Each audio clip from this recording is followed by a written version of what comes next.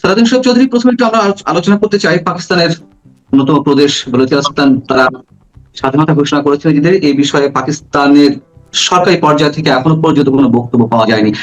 এটিকে কেন্দ্র করে ভারত, বাংলাদেশ, এই পার্শ্ববর্তী রাষ্ট্রগুলোতে বিশেষ কোনো পরিবর্তন বা বিশেষ কোনো প্রভাব আপনি দেখতে পাচ্ছেন কিনা, পড়বে কিনা?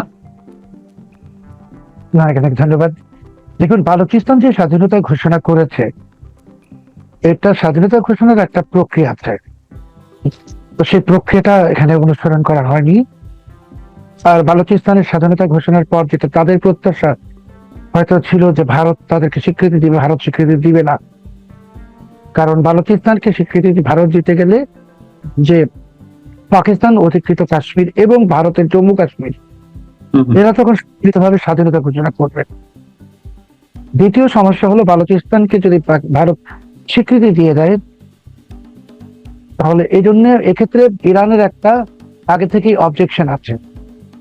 আচ্ছা। এবং ইরানের চারবাহার পোর্ট, এটা বিমান নৌবন্দর, সমুদ্র বন্দর, এটা ভারত ইরানের সঙ্গে আছে। কাজেই এখানে অনেক টেকনিক্যাল সমস্যা আছে। তো এটা বলা যাবে না যে ওরা স্বাধীনতা ঘোষণা করেছে বা স্বাধীনতা পেয়ে গেছে। এই বালুচিস্তানে যে মুক্তি সংগ্রাম, সেটা 71 সাল থেকেই চলছে। এবং আমাদের এখানে 9 মাস যে বর্বরতা পাকিস্তানিরা চালিয়েছে, একই বর্বরতা বালুচিস্তানে এখনো চলছে। অপহরণ, গুম, খুন, ধর্ষণ, হত্যা সবই চলছে। কিন্তু বালুচিস্তানের এই স্বাধীনতা ঘোষণার প্রেক্ষাপটে অন্য একটা বিষয় সামনে চলে এসছে। আপনি জানেন যে পাকিস্তানের অভ্যন্তরে খাইবার পাখতুনখোয়া, ওয়াজিরিস্তান, এই সমস্ত জায়গাতেও পাকিস্তানের ভাষায় বিচ্ছিন্নতাবাদী আন্দোলন, কিন্তু আমাদের ভাষায় মুক্তি সংগ্রাম চলছে। তৃতীয় যে সমস্যাটা পাকিস্তানের জন্য একেবারেই সামনে চলে আসছে, সেটা হলো মার্কিন যুক্তরাষ্ট্র বর্তমানে যে ইরানের সাথে দ্বিতীয় দফা যুদ্ধ শুরু করেছে, সেই যুদ্ধে আমেরিকার স্থায়ী মিত্র ইসরায়েল তারা অংশগ্রহণ করছে না। কারণ ডোনাল্ড ট্রাম্প যে শান্তি চুক্তি করেছিলেন ইরানের সাথে পাকিস্তানের মধ্যস্থতায়, সেখানে ইসরায়েলকে বাদ দেওয়া হয়েছিল। কারণ ইরান তো এরই মাঝে আরব দেশগুলো হামলা করছে, জর্ডানে, কুয়েতে, সৌদি আরবে। আর পাকিস্তান সৌদি আরবের কাছ থেকে বিপুল অঙ্কের টাকা নিয়ে এই নিশ্চয়তা দিয়েছিল যে সৌদি ভূমিতে হামলা হলে পাকিস্তান তার যে পারমাণবিক শক্তি, সেটাকেও প্রয়োগ করবে। আপনি জানেন যে দুদিন আগেই বা গতকালকে পাকিস্তানের প্রধানমন্ত্রী শেহবাজ শরীফ এবং সেনাপ্রধান আসিম মনির সৌদি বাদশার সাথে দেখা করেছেন। এবং তাদের মুখের দিকে যদি তাকিয়ে দেখেন, তারা খুব চিন্তিত এবং বিমর্ষ। কারণ এখন সৌদি আরবকে রক্ষা করতে পাকিস্তানকে অবশ্যই প্রথমত হুতি বিদ্রোহীদের উপর এবং ইরানের উপর হামলা করতে হবে। এর মধ্যে সৌদি আরব ইরানের বিরুদ্ধে বিবৃতি দিয়েছে আনুষ্ঠানিকভাবে। জি, যদি সৌদি আরবে তো হামলা হচ্ছে, ইরান হামলা করছে অনেকে। যদি পাকিস্তান এখন ইরানের উপর হামলা না চালায়, তাহলে সৌদি আরবে যে বহু লক্ষ পাকিস্তানি আছে, এদেরকে বহিষ্কার করে দিবে সৌদি আরব। এবং স্থায়ীভাবে সৌদি আরবের সাথে এবং গালফ নেশন বা ওআইসি দেশগুলোর, মানে আরব দেশগুলোর সাথে পাকিস্তানের সম্পর্ক স্থায়ীভাবে নষ্ট হয়ে যাবে। মানে পাকিস্তান তখন বিশ্বাসঘাতক হিসেবে চিহ্নিত হবে। আবার পাকিস্তান যদি ইরানে হামলা করে, তাহলে ইরান পাকিস্তানের ভিতরে হামলা করে পাকিস্তানের সবকিছু তছনছ করে দেবে। এই ক্ষেত্রে পাকিস্তানের যে এখন একটা ভয়ঙ্কর অবস্থা, মানে যেটাকে বাংলায় বলা যায় যে সাম রাখি না কুল রাখি, তারা সৌদি আরবের পক্ষ নিলে তারা ইরানকে হারাবে, আর ইরানের পক্ষ নিলে তারা পুরো মধ্যপ্রাচ্যকে হারাবে এবং আমেরিকাকেও হারাবে। এই অবস্থায় বাংলাদেশে যারা 2024-এর 5 অগস্ট থেকে ভাবছিলেন পাকিস্তান একটি পরাশক্তি, পাকিস্তান তাদের সাথে আছে, তারা বাংলাদেশকে পাকিস্তান বানাবেন, এরকম কথা, তাদের জন্য এটা ভীষণ দুঃসংবাদ। এই জন্য দুঃসংবাদ যে এই যে যুদ্ধটা, আপনিও জানেন, আমরা সবাই জানি যে এটা তাড়াতাড়ি শেষ হবে না। এটা অনেক বছর চলবে। ইরানের সাথে যুদ্ধ অনেক বছর, মানে অ্যাটলিস্ট 2 বছর চলবে। 2 বছর যুদ্ধ চালালে পাকিস্তান এমনিতেই অর্থনৈতিক ভাবে তো তাড়াতাড়ি উলিয়া, তো পাকিস্তান তখন একদম তছনছ হয়ে যাবে। এবং যেই কথাটা আপনি শুরুতেই বললেন যে বালুচিস্তানের স্বাধীনতা ঘোষণা, পাকিস্তানে ইরান হামলা শুরু করলে তখন দেখবেন ইরান এই পাকিস্তানের ভিতরে যারা বিচ্ছিন্নতাবাদী গোষ্ঠী, এদেরকে সহযোগিতা করবে। ফলে পাকিস্তান আসলে ভেঙে যাচ্ছে, পাকিস্তান ভেঙে যাবে। এটা সৌদি আরবের সঙ্গে অংশগ্রহণ করলেও পাকিস্তান ভাঙবে, আর যদি না করে তাহলে মার্কিন যুক্তরাষ্ট্র স্বয়ং তখন পাকিস্তানের ভেতরে যে বিচ্ছিন্নতাবাদী গোষ্ঠী এদেরকে সহযোগিতা করবে। কাজে পাকিস্তানের একটা বলতে গেলে এখন মরণ সময়। এটা বাংলাদেশের যারা হবে আপাতত বেলুচিস্তান তো ভাঙবেই, যদি এই ধরনের জটিল একটা সমীকরণ দাঁড়ায় বেলুচিস্তান তো ভাঙবেই, মানে বিচ্ছিন্ন হবেই। আর পাশাপাশি অন্য কোনো প্রদেশ বিচ্ছিন্ন হওয়ার সম্ভাবনা আছে নাকি? থাকবে, আজাদ পাকিস্তানের অধিকৃত কাশ্মীর ভাঙবে। পাকিস্তানের অধিকৃত কাশ্মীর তখন ভারতের জম্মু কাশ্মীর হিসেবে চলে আসবে। পাকিস্তানের ভিতর খাইবার পাখতুনখোয়া ওটা ভাঙবে। তারপরে আফগানরা, মানে পাকিস্তানের যে আফগানরা, তারা যে ওয়াজিরিস্তান ইত্যাদি, আর পাকিস্তানের এটলিস্ট কমপক্ষে 4টি নতুন দেশের সৃষ্টি হবে। এবং তখন পাকিস্তান বলতে আসলে শুধু পাঞ্জাব রাজ্য, পাঞ্জাব রাজ্যে পাকিস্তান হবে। তো পাকিস্তান যখন পাঞ্জাব রাজ্য হবে, আপনি ম্যাপটা যদি দেখেন, তাহলে তখন পাকিস্তান বাংলাদেশের চাইতেও একটা ছোট দেশে পরিণত হবে। এবং তাদের যে পারমাণবিক শক্তিগুলো, স্থাপনাগুলো, সেগুলো পাঞ্জাবে না, পারমাণবিক স্থাপনাগুলো তাদের হাতছাড়া হয়ে যাবে। তো পাকিস্তানের দিকে তারা তাকিয়ে আছেন ঢাকায়, তাদের জন্য এটা ভয়ঙ্কর দুঃসংবাদ। এবং আপনি দেখবেন যে আগামী 2-3 সপ্তাহের মধ্যে বাংলাদেশে পাকিস্তানের যে অ্যাক্টিভিটিস চলছে আমরা সবাই জানি, সেই অ্যাক্টিভিটিস সীমিত হয়ে যাবে, বন্ধ হয়ে যাবে।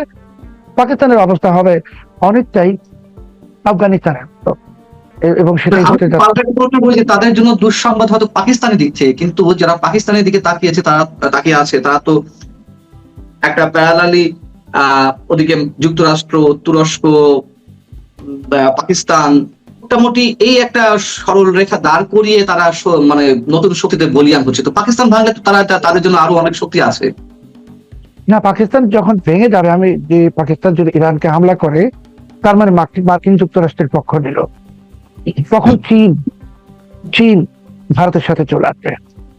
কারণ চীন তো তখন পাকিস্তানকে পক্ষ দিবে না, কারণ ওই বালুচিস্তানে চীনের অনেক ইনভেস্টমেন্ট আছে, বিপুল ইনভেস্টমেন্ট, এবং বালুচিস্তানের প্রাকৃতিক সম্পদ বিশাল। তখন চীন এইখান থেকে বের হয়ে চীন একদিকে ইরানের সঙ্গে তো হাত মিলানোই আছে, ভারতের সঙ্গে হাত মিলাবে। কাজে এই যে যারা বাংলাদেশে ভাবছেন যে পাকিস্তান, চীন, তুরস্ক, এই পুরো প্রেক্ষাপটটাই চেঞ্জ হয়ে যাবে আগামী 2 সপ্তাহের মধ্যে। চীন ভারতের সঙ্গে চলে আসবে, হ্যাঁ, আমেরিকা পাকিস্তানের সাথে থাকবে, ইরান তো ভারতের সাথে আছেই। পাশাপাশি তখন পুরো যে বিষয়টা, যে মার্কিন যুক্তরাষ্ট্র কিন্তু এরই মাঝে এই যুদ্ধের কারণে অনেক দুর্বল হয়ে গেছে। এবং যেটা শুরুতে বললাম যে এখন পাকিস্তানের মার্কিন যুক্তরাষ্ট্রের সাথে ইসরায়েল নেই, মার্কিন যুক্তরাষ্ট্রকে একা যুদ্ধ করতে হবে। তার মানে ওই অঞ্চলে মার্কিন যুক্তরাষ্ট্রের একটা সহযোগী শক্তি, সেটাই পাকিস্তান।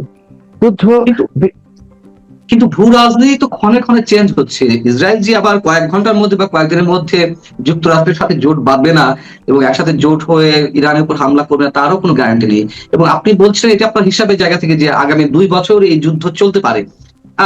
আমরা যেমন হঠাৎ করে একটা আশা দেখছিলাম যে যুদ্ধ বিরতি হোক বা যুদ্ধ শেষ হোক, সেটি খুব সন্ধিক্ষণে একটা চুক্তি হতে যাচ্ছে, চুক্তি হয়ে যাওয়ার পরেও সেটি কার্যকর হলো না। মানে সবকিছুই মিরাকল ঠিক নয়, মানে আমরা এটি কি বলতে পারি, মানে কোন সমীকরণ দাঁড় করানো যাচ্ছে না। এই যুদ্ধ বিরতিটা ছিল পাকিস্তানের একটা ভাওতাবাজি। পাকিস্তান কোন রকমের ভাওতাবাজি করে যুদ্ধ বিরতির নামে এই সৌদি আরব থেকে, মধ্যপ্রাচ্য থেকে কয়েকশো মিলিয়ন ডলার কামানো, এবং পাকিস্তান কোন রকম, এটাকে বাংলায় আমরা বলি গোজামিল। কিন্তু এই যুদ্ধ বিরতি প্রক্রিয়াতে তো ইসরায়েলকে রাখা হয়নি, ইসরায়েলকে বাইরে রাখা হয়েছে। এবং দেখুন, ইসরায়েল কিন্তু এখন আপনার লেবাননে হামলা বন্ধ করে দিয়েছে। তার মানে হিজবুল্লাহ ইসরায়েলে হামলা করবে না। আপনি যেটা বলছেন যে অনেক অনেক চেঞ্জ হয় প্রেক্ষাপট, সেই প্রেক্ষাপটটা এখন চেঞ্জ হবে না, যেহেতু ইসরায়েলের সঙ্গে আমেরিকা বা ডোনাল্ড ট্রাম্প বিশ্বাসঘাতকতা করেছে পাকিস্তানের কারণে। এখন ইসরায়েল সেখানে দর্শকের সারিতে থাকবে। এবং ইসরায়েল যদি লেবাননে হামলা না করে, ইরানে হামলা না করে, ইরান ইসরায়েলে কোনো কিছু করবে না, কোনো হামলা করবে না। কাজেই এখন ইরানের টার্গেট সৌদি আরব, কাতার, কুয়েত, মধ্যপ্রাচ্যের অন্যান্য দেশ এবং জর্ডান, এগুলো হয়ে যাবে। এবং খুব তাড়াতাড়ি পাকিস্তান একটা মিসাইল যদি ছুড়ে মারে হুতি বিদ্রোহীদের প্রতি বা ইরানে, তাহলেই পাকিস্তানে আপনি দেখবেন যে ইরানের মিসাইল বৃষ্টি হবে। কাজেই যারা পাকিস্তান প্রেমী বাংলাদেশে, তাদের জন্য ভয়ঙ্কর দুঃসংবাদ। এবং আরেকটা জিনিস এখানে আপনাকে আমি যোগ করতে চাচ্ছি, যে আমাদের প্রধানমন্ত্রী কিছুদিন আগে মালয়েশিয়া গেলেন, এরপর চীন সফরে গেলেন, কি নিয়ে এসছেন এরই মধ্যে আমরা বুঝে গেছি। তো আমরা শুনেছি, আপনিও শুনেছেন, গণমাধ্যমে এসছে যে তিনি সৌদি বাদশার আমন্ত্রণে সৌদি আরব যাচ্ছেন। হুম, হুম। তো অনেকের মনে তো একটা প্রত্যাশা আছে সৌদি আরব থেকে বিশাল প্রাপ্তি হবে। সৌদি আরবে উনি গেলে একটু ওমরা হজ পালন করতে পারবেন। সৌদি বাদশাহ নিজে যখন যুদ্ধ নিয়ে ব্যস্ত, তখন আমাদের প্রধানমন্ত্রী গেলে ওনাকে সর্বোচ্চ 15 মিনিট সময় দিবেন, তারও কম, একটা সৌজন্য সাক্ষাৎকার। তারপরে ওই ওমরা পালনের জন্য রাজকীয় যত সহযোগিতা গেলে সেটাই দিবেন, কিন্তু বাংলাদেশের জন্য উনি কিছু নিয়ে আসবেন না। আরো সহজ কথায়, সরকার এখন টাকা পাবে না কোনো কাছ থেকে। আপনাকে আগেও বলেছিলাম যে মার্কিন যুক্তরাষ্ট্রের গোলামি চুক্তি থাকলে চীন কোনো টাকা দিবে না। তৃতীয় আরেকটা ডাইমেনশন দেখুন, খুব নাটকীয়, যে চীনের রাষ্ট্রদূত ঢাকায় তিনি বলেছেন এরই মধ্যে চীন বাংলাদেশ করিডোরের কাজ শুরু হয়ে গেছে। তার মানে তারা কুনমিং থেকে মিয়ানমারে এই করিডোরটা শুরু করে দিয়েছে। বাংলাদেশের পোর্শনটা তো এখনো শুরু হয়নি। এটাও কিন্তু আমেরিকার জন্য আর একটা বাজে বার্তা, যে আমেরিকা করিডোর পায়নি, কিন্তু সেই করিডোর চীন এগিয়ে নিয়ে আসছে। তার মানে সব মিলিয়ে আমাদের যে সরকার বা বাংলাদেশ, আমরা অচিরেই, চীন আমাদেরকে টাকা দিবে না, আবারও বলছি। মালয়েশিয়া তো আমাদের শ্রমিক ফেরত দিয়েছে সফরের পরে, এটা, এবং সৌদি আরবে কিছু হচ্ছে না, আমরা টাকা পাবো না। দ্বিতীয় হলো যে চীন তাদের যে কুনমিং মিয়ানমার বর্ডার, সেটা কাজ করিডোরের কাজ শুরু করে, এবং রাষ্ট্রদূত ঘোষণা দিয়েছেন যে চীন বাংলাদেশ করিডোরের কাজ শুরু হয়ে গেছে, চলছে। কাজেই কিন্তু এই সেই চুক্তি তো এখনো, সে তো তাদের প্রস্তাব ছিল, এই করিডোরের তো চীনের পক্ষ থেকে মানে প্রস্তাব ছিল, বাংলাদেশ তো চূড়ান্ত কোনো সিদ্ধান্ত জানায়নি। দেখুন, বাংলাদেশ চূড়ান্ত কোনো সিদ্ধান্ত জানিয়েছে কি জানায়নি সে তো আমরা জানি না। তাহলে যে চীনের রাষ্ট্রদূত অফিসিয়ালি ঘোষণা দিয়েছেন যে চীন বাংলাদেশ করিডোরের কাজ চলছে, বাংলাদেশের পররাষ্ট্র মন্ত্রণালয় তো এই ব্যাপারে কিছু বলেনি। আর আমাদের দেশে এখন এই ইউনুস জমানা থেকে আপনি জানেন যে গোপনে চুক্তি হওয়ার যে একটা প্রবণতা শুরু হয়েছে, গোলামী চুক্তি থেকে শুরু করে, সেই গোলামী চুক্তি তো বিএনপি আমাদের সম্মতি ছিল, এখন তো এটা দিবালোকের মতো স্পষ্ট। কাজে আমরা যা জানি বা আমাদেরকে যা জানানো হয়, তার পিছনে অন্য কিছু ঘটেছে কিনা আমরা তো জানি না, কারণ চীনের রাষ্ট্রদূত তো সরাসরি ঘোষণা দিয়েছেন করিডোর হচ্ছে। তাহলে তো আমাদের পররাষ্ট্র মন্ত্রণালয়ের ঘোষণা দেওয়া উচিত ছিল, বিবৃতি, যে না, এরকম কোন করিডোরের এখনো আমাদের চুক্তি স্বাক্ষরিত হয়নি। আর একটা জিনিস হল যে চীন একটা পরাশক্তি। আপনি চীনের কাছে গেছেন টাকা চাওয়ার জন্য, এবং করিডোর নিয়ে কি বলেছেন আমরা তো শুনিনি, কিন্তু চীন কিন্তু বোকা রাষ্ট্র না, চীন কিন্তু ডোনাল্ড ট্রাম্প। চীন যখন বলেছে করিডোরের কাজ শুরু হয়ে গেছে, কোনো কিছু ছাড়াই চীন এটা বলেছে, বা চীনের রাষ্ট্র ঢাকায় বলেছেন এটা কোনোভাবেই সম্ভব না, এখানে চীনের করিডোরের কাজ শুরু হয়ে গেছে। তার মানে বাংলাদেশ একটা চূড়ান্ত রকমের একটা কূটনৈতিক ঝামেলার মধ্যে পড়ে গেছে। সেই কূটনৈতিক ঝামেলা তো একদিকে আপনি জানেন ভারতের সঙ্গে আমাদের একেবারেই সম্পর্ক নাই, এবং পাকিস্তানের সাথে যে সম্পর্কটা চলছিল সেটা বললাম, পাকিস্তান এখন নিজে বিপদে পড়তে যাচ্ছে। চীন টাকা দিবে না, মালয়েশিয়া শ্রমিক ফেরত পাঠাচ্ছে, আমরা পাঠিয়ে গেছিলাম শ্রমিক পাঠাতে, ওরা শ্রমিক ফেরত পাঠাচ্ছে। এবং সৌদি আরবে ওমরা করতে যাবেন প্রধানমন্ত্রী, এর বাইরে কিছুই না। সব মিলিয়ে এই সরকার অবশ্যই একটা নাজেহাল অবস্থায় আছে। এবং আপনি যদি খুব লক্ষ্য করে থাকেন একটা গুরুত্বপূর্ণ বিষয়, যে পররাষ্ট্র মন্ত্রণালয়ের যে উপদেষ্টা আছে হুমায়ুন কবির, যিনি 2 সপ্তাহ আগে বেশ ভোকাল ছিলেন, অনেক সবকিছুতে কথা বলছিলেন, উনি কিন্তু হঠাৎ করে চুপ হয়ে গেছেন। ওনাকে আর কোনো কথা বলতে দেওয়া হচ্ছে না, এখানে সমাবেত কথা বলছেন।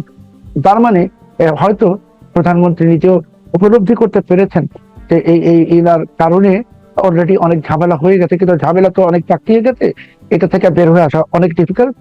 এবং তার পাশাপাশি সরকারের জন্য যেটা চ্যালেঞ্জ, সেটা আমরা তো বলছি যে ওনারা আগে বলেছিলেন যে হাসিনাকে আসতে দিবেন না, এখন তো হাসিনা ঠেকাও আন্দোলনই শুরু হয়ে যাচ্ছে বা হয়েছে। তো এটাও একটা সমস্যা, সরকার দুর্বল হয়ে গেছে, পাকিস্তানও দুর্বল হয়ে যাবে আগামী 1 বা 2 সপ্তাহের মধ্যে। এদিকে চীন ভারত এক অক্ষে চলে আসবে, পাকিস্তান ইরানে হামলা করলেই সেই পরিপ্রেক্ষিতে শেখ হাসিনা যে বলেছেন দেশে ফিরবেন, সেই পথটা তো একেবারেই পরিষ্কার হয়ে যাবে। কারণ একটি অর্থনৈতিক ভাবে বিপর্যস্ত বা নাস্তানাবুদ একটি সরকার, যে সেই সরকারের পক্ষে আসলে এখন আর শেখ হাসিনার দিকে মনোযোগ দেওয়ার সময় থাকবে না। সামনে ওনাদের জন্য যে কঠিন সময় আসছে এবং এসে গেছে দরজার কাছে, সেটা ওনারা হয়তো উপলব্ধি করছেন বা করছেন না, কিন্তু যেটা ওনাদের প্রত্যাশা ছিল যে পাকিস্তান একটি শক্তিশালী, পাকিস্তানের মাধ্যমে আমেরিকাকে ম্যানেজ করবেন ইত্যাদি ছিল, সেই স্বপ্ন শেষ। এখন চীন ভারত এক কক্ষে চলে আসা, জাস্ট পাকিস্তান একটা মিসাইল ইরানের দিকে মারবে তারপরই। এবং সব মিলিয়ে আপনি যদি দেখেন এখন যে শেখ হাসিনার প্রত্যাবর্তনের রাস্তাটাও উন্মুক্ত হচ্ছে, এবং তারা যা ভাবছেন যে ওনাকে ধরবেন, ফাঁসি দিবেন, এগুলো কিছু আর হবে না। মানে একটা সরকার যখন দুর্বল হয়ে যায় ভয়ঙ্কর ভাবে, দুর্বল হয়ে গেছে, আমরা দেখতে পাচ্ছি না। যেমন আপনি এই মাত্র বললেন যে চুক্তি হয়েছে কিনা করিডোর, জানি না তো, সমঝোতা বা এরকম, কিন্তু আসলে তো চীনা রাষ্ট্রদূত ঘোষণা দিয়েছেন যে করিডোরের কাজ চলছে। তেমনি ভাবে শেখ হাসিনার ব্যাপারে যে ওনারা নার্ভাস, ওনারা যে আসলে নার্ভাস তো না, আতঙ্কিত, সেটা তো আর বুঝতে কোনো বাকি নাই, সবাই বুঝছে। তো সব মিলিয়ে এখন গভর্নমেন্টের সামনে একের পর এক চ্যালেঞ্জ আসবে, এবং একটা করে যে সমস্যাগুলো এখন তুলবে, এবং শেষ তক কি হবে জানি না। তবে সরকার যে প্ল্যান করেছিল যে আমরা ভারত বিরোধিতা করব, আমরা ভারত বিরোধী হব, এবং যে কিছু লোক রাস্তায় লাফাচ্ছিল এবং কিছু অবসরপ্রাপ্ত সামরিক অফিসার বলছিল ভারতের সাথে ব্যবসা নয়, পাকিস্তানের সাথে ব্যবসা ইত্যাদি, সেই পাকিস্তান প্রীতি, সেই ইত্যাদি সব কিছুর কারণে শেষ